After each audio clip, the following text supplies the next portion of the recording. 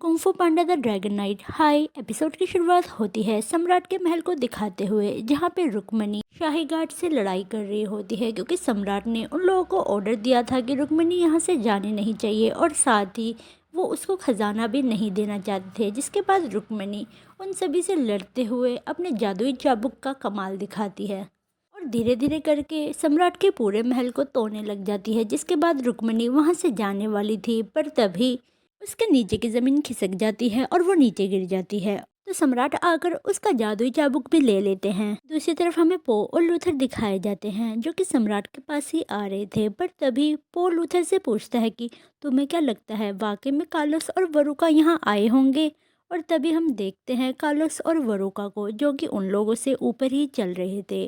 और तभी कार्लोस वरुका से पूछता है कि तुम श्योर हो कि जादुई चाबुक वहीं पर है। पर ऐसे ही जब वो ऊपर जा रहे थे, उन दोनों को लूथर और पो की भी आवाज़ आती है। तो वरुका बोलती है तुम मानो ना मानो वो जादुई चाबुक यही है।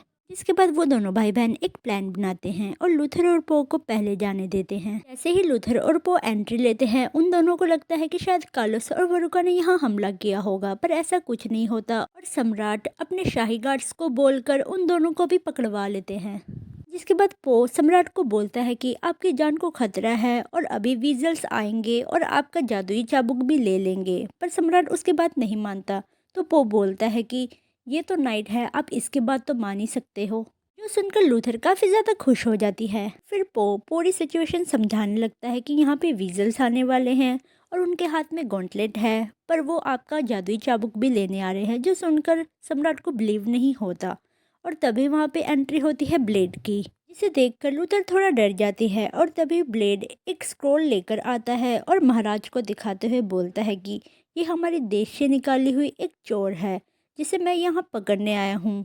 इंग्लैंड की महारानी की सिग्नेचर देखने के बाद सम्राट लूथर को ले जाने की परमिशन दे देते हैं। जिसके बाद ब्लेड लूथर को वहाँ से लेके चला जाता है और पो को भी जेल में डाल दिया जाता है। वहाँ पर वही वाला रेप्टाइल आता है जिसने पो को पकड़ने की कोशिश की थी। पो उसे बहलाने की कोशिश तो करता है, पर वो रेप्टाइल बोलता है तुम अब यही सड़ोगे। जिसके बाद पो निराश होकर बैठ जाता है, पर तभी उसे आवाज आती है अपने पापा की। तो पो अपने पापा को देखकर काफी ज्यादा खुश हो जाता है। सीन शिफ्ट होता है लूथर और ब्लेड की तरफ, जहाँ पे लूथर ब्लेड को बोलती है कि यहाँ पे वही जादूगर है जिन्होंने एक टाइम पर इंग्लैंड की महारानी पर हमला करने की कोशिश करी थी। जो सुनने के बाद ब्लेड बोलता है कि मुझे बस तुम्हें लाने का ऑर्डर मिला है। तो लूथर उसे बोलती है कि मैं उन दोनों को पकड़े बिना यहाँ से नहीं जाऊंगी। जिसके बाद उन दोनों की आपस में फाइट होने लगती है।